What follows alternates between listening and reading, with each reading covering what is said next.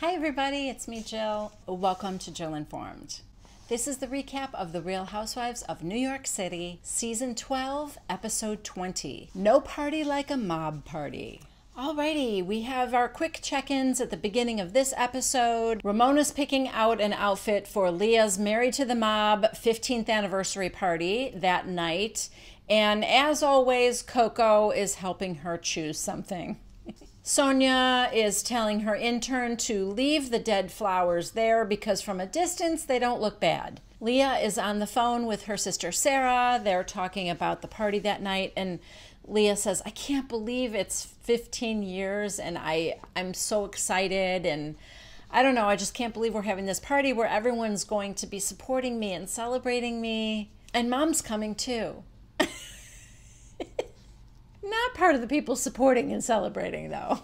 Dorinda calls Luann on the phone and wants to make sure that she got her invite to come to Dorinda's birthday party on Friday the 13th.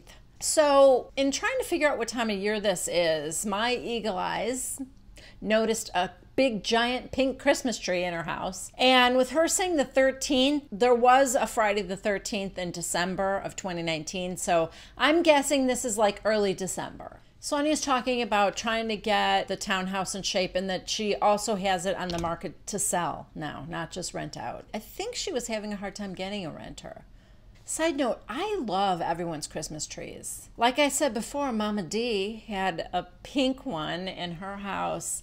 And in Ramona's apartment, she's got like a flocked tree with like warm white lights on it. It's really pretty. Okay, Luann shows up at Ramona's for lunch. They discuss Dorinda, of course, and the Mexico trip. And Ramona said, I thought you were going to talk to her on behalf of all of us. And Luann said, well, yeah, but then you sent that group text. And that really got her going. She could barely give me a hug.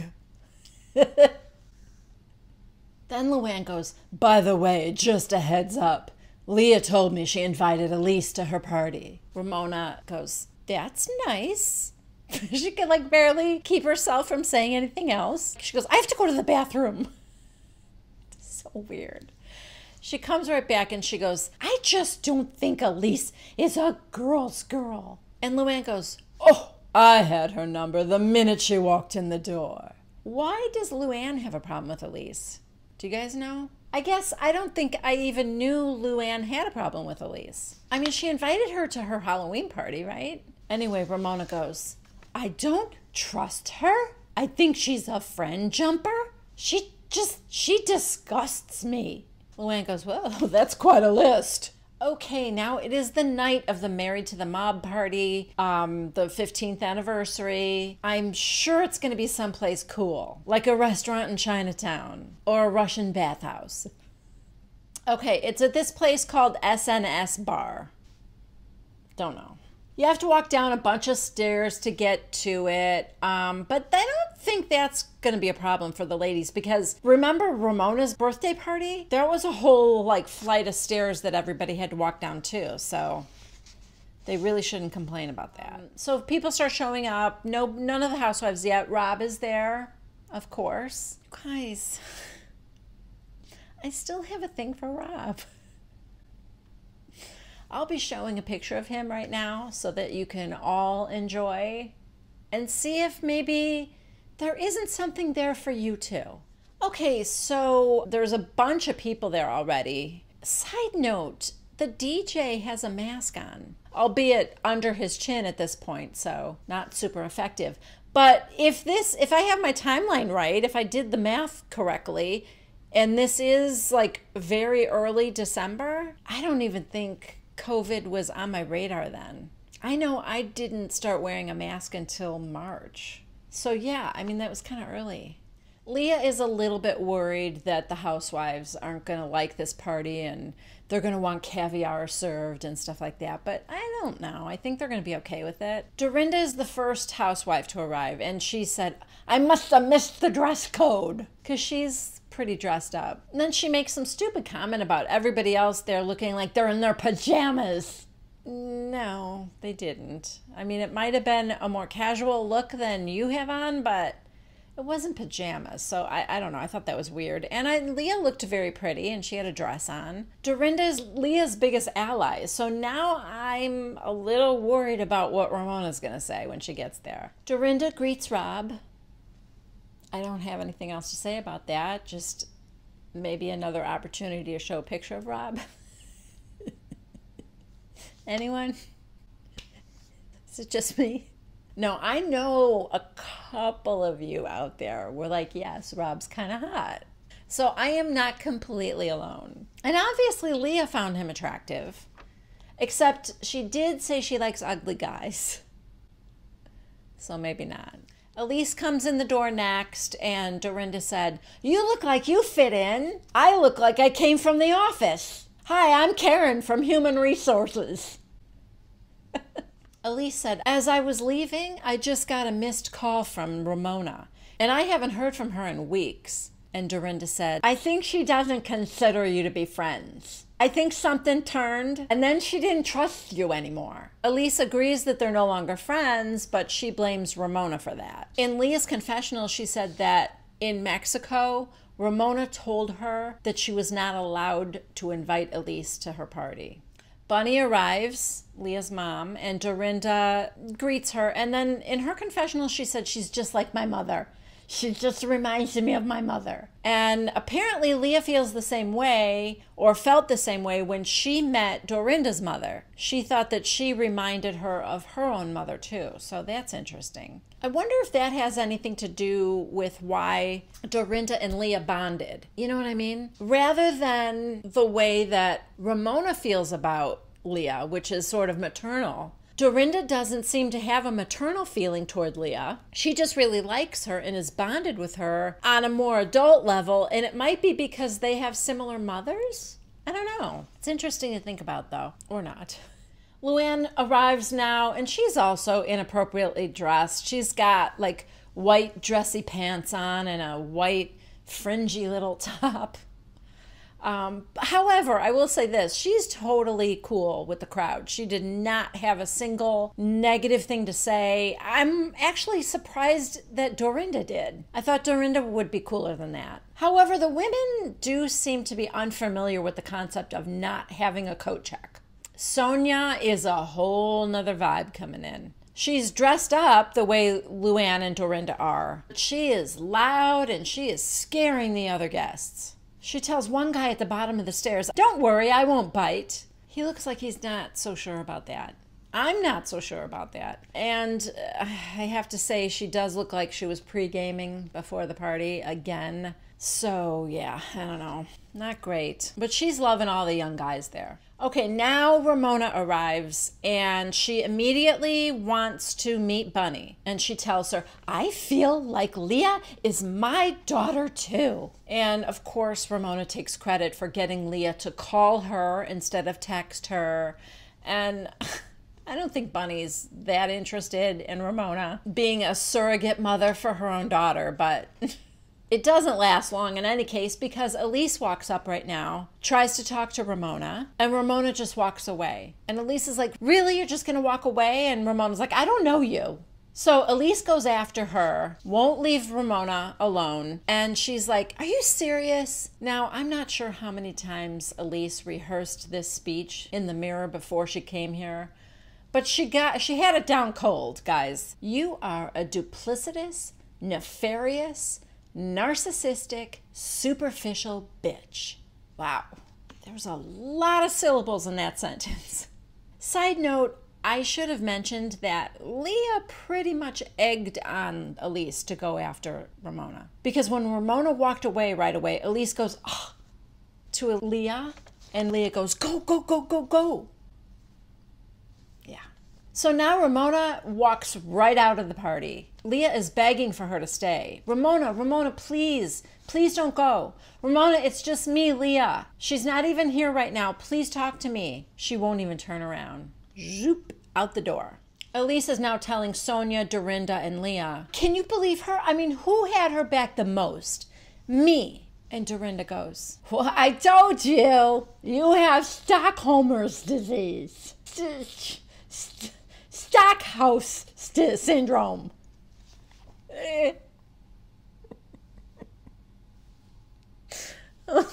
You guys. She may have been pre-gaming as well. She was trying to say Stockholm Syndrome, but Stockholmer's disease and Stockhouse Syndrome is so much better. I'm so glad she said it that way. So now everyone's just kind of chilling, having fun. Sonia says she likes Leah's friends more than her own. Leah gives a nice speech. She thanks everyone for coming. She thanks Rob. And he gives a really cute little smile and blows her a kiss. Anything yet, guys? No? Then she thanks her sister Sarah, and she gifts her with 15% stock in the company. So that was cool and nice. And then Bonnie gives a little speech telling her that she and her dad are very, very proud of her and that she recognized how much hard work she put into this and that she loves her. It was really, really nice. Next, we are at a restaurant with Luann, and she is meeting a writer there who is helping her write her memoir. Before the writer arrives, she calls Ramona on the phone, or Ramona calls her, and they're FaceTiming. Luann's asking her, "Why did you leave the party?" And Ramona said, "Elise was being aggressive. She grabbed my arm." Luann thinks she should have stayed, but Ramona said, "I'm not staying around all that negative energy." They talk about the book that Luann's writing now. And Ramona goes, "Oh, did you bring your diary?" And she said, "Yes, and I brought a big photo album too." So she's kind of like on FaceTime, she's showing her some of the pictures in the photo album. Okay, so now the writer arrives and they're talking about her story a little bit, her childhood and some things she's overcome growing up. Her father was an alcoholic. He got arrested. They talk about how when she had shackles on, when she got arrested, that she had this kind of epiphany moment of the shame that her dad must have felt when it happened to him. And, you know, it was good, actually. Oh, she does look at her phone and see that Ramona has not hung up yet. So she's like, "Ramona, are you still there?" "Yeah, I can't figure out how to end this." Oh my God. So anyway, Luann misses her dad. He's a big part of her life. There's a great picture of her and her kids and her dad. We get to see that. You guys, for the first time, I wasn't really sitting there rolling my eyes at a housewife with a book deal. I don't know. I feel like Luann really has a story to tell, and an interesting one at that. I might read my first housewife book, you guys. We'll see. Next, Dorinda is still in her apartment and she calls her sister Melinda on the phone. This is weird. Well, first, a side note. She's putting her makeup on her bed with like all white linens on it. I would never. I would have like powder or makeup all over my duvet if I did that. I don't know how she's keeping it like pristine, but... So this is weird because she calls Melinda to say, "I wanted to talk to you about my party," yet she knows Melinda can't come to the party. It's going to be at the Russian Samovar, and she's super excited about it because there's real Russian waiters and I don't know, they've got all this flavored vodka and stuff like that. She tells Melinda that she invited John Pedestrian. I know, I'm disappointed too. She says he's part of her life and that on some level she loves him, like family. And he's fun. Is he? You guys, I am fascinated by how she thinks that it's cruel and unkind to cut John out of her life. But the way she went after Tinsley, that's okay. All right, it's time for Dorinda's birthday party. Luann and Sonorita are arriving together. They're in the car talking about Ramona and Dorinda and Ramona and Elise and how Ramona doesn't really handle conflict very well. They get to the restaurant first. Luann said that she had been there before, that Jacques brought her there. I guess Sonia's been there before too because she knew about all the different flavored vodkas. And they run into Hannah at the door. Oh, not before Sonia said, "If anybody asks, tell them our furs are fake." And they have a good laugh over that. They're still housewives, people. Okay, so like I said, they meet Hannah at the door, and Sonia's like, "Oh, let's go get a cocktail." And Hannah said, "I don't drink." This is weird. Hannah says, I don't drink, but I wish I did. It looks fun. Then why don't you? I'm not sure. Maybe it's because her mother's behavior scares her. I don't know. Maybe her father's an alcoholic. I don't know him. Or whatever. It's just a choice. That's fine. I just think it's weird to say, I don't drink, but I wish I did. Sonia says, oh yeah, that's right. Your mom told me that. Well, that's okay. I'll drink for both of us. I'm sure you will. You probably would have done that anyway. Side note, are we just going to gloss over the fact that Hannah is wearing the matching coat to Dorinda's granny blanket pants? Yeah, Hannah's coat, same pattern. And it's not like a pattern you can kind of miss, but nobody mentions it. Okay, now Leah arrives, and I do notice John Pedestrian leering at Luannes in the corner. Ugh. Eyes up here, buddy. Leah's talking to Sonia and getting clarification for, I guess, a drag queen party.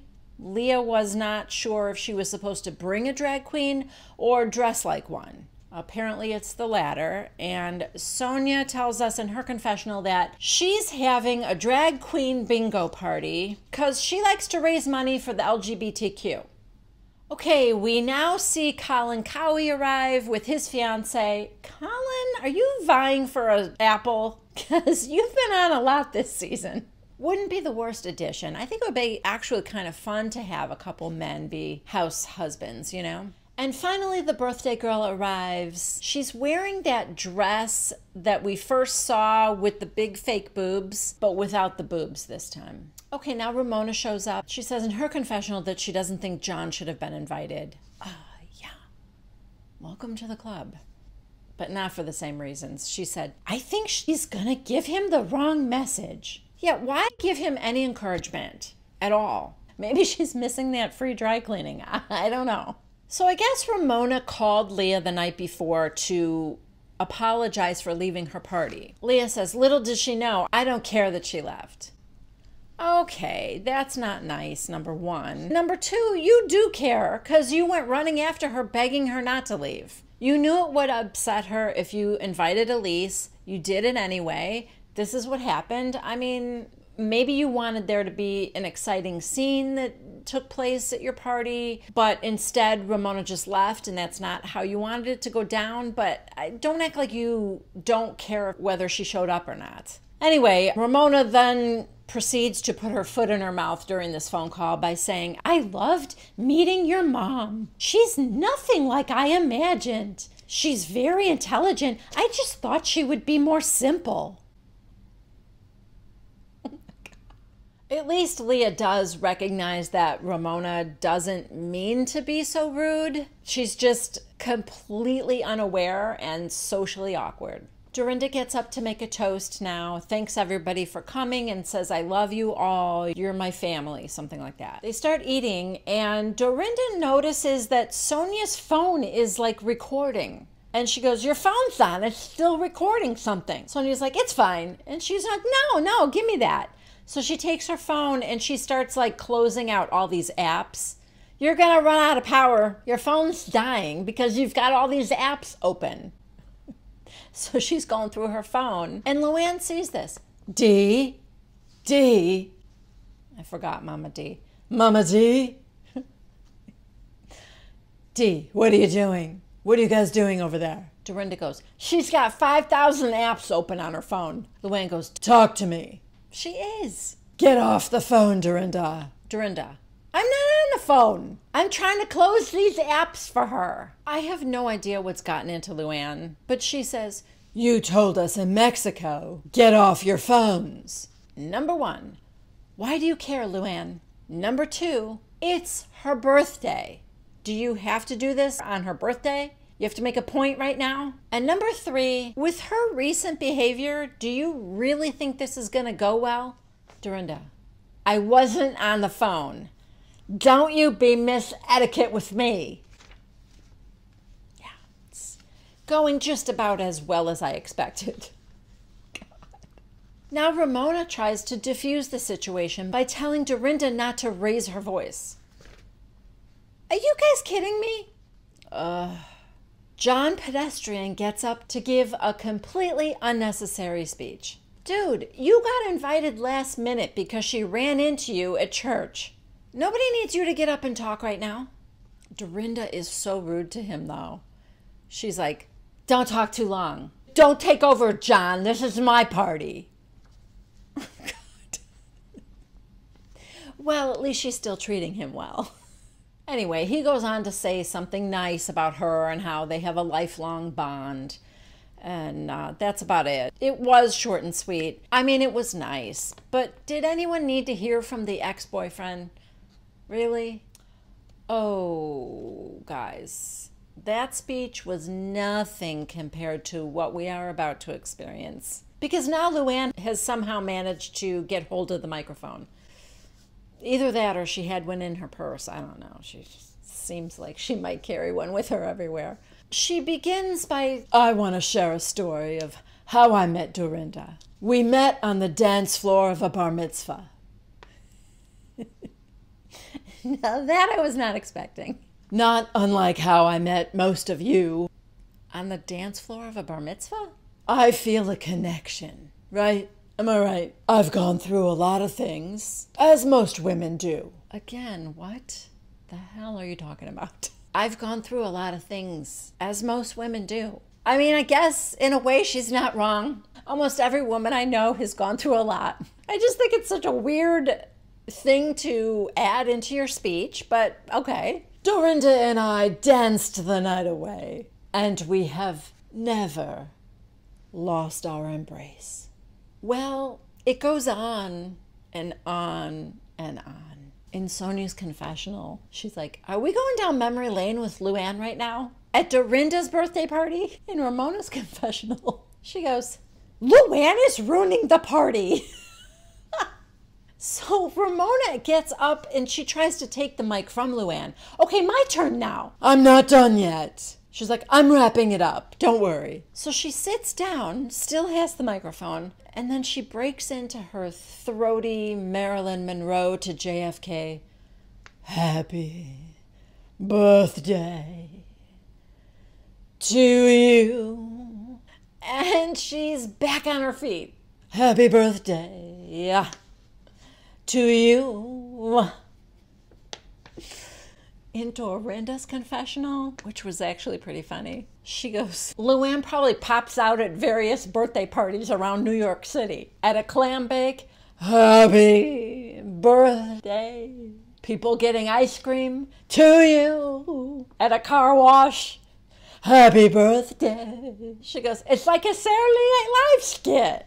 It really was. But it does end, and everybody's on their feet now, dancing and having fun, and that is where this episode ends. Next week is going to be the season 12 finale, you guys, so we're not going to want to miss that, and then the reunions, and yeah, so everything's wrapping up. I did just hear that Salt Lake City is slated to begin in the fall, so I don't know how soon. Hopefully soon. I'm excited. I don't know if it's going to be good or bad. I don't have any idea, but I do feel hopeful. Even if it's not, I'm excited for a change. I am. I'm just excited for something new. So, all right. Thank you guys very much for joining me. I'm so happy that you're here. If you liked this video, please give it a thumbs up. Please subscribe to my channel, Jill Informed, if you haven't already. And leave a comment. I love to hear from you guys. All right, I will be back next week for the finale of The Real Housewives of New York City, and I hope you join me. Please don't forget to wear a mask and wash your hands. I love you guys. Bye.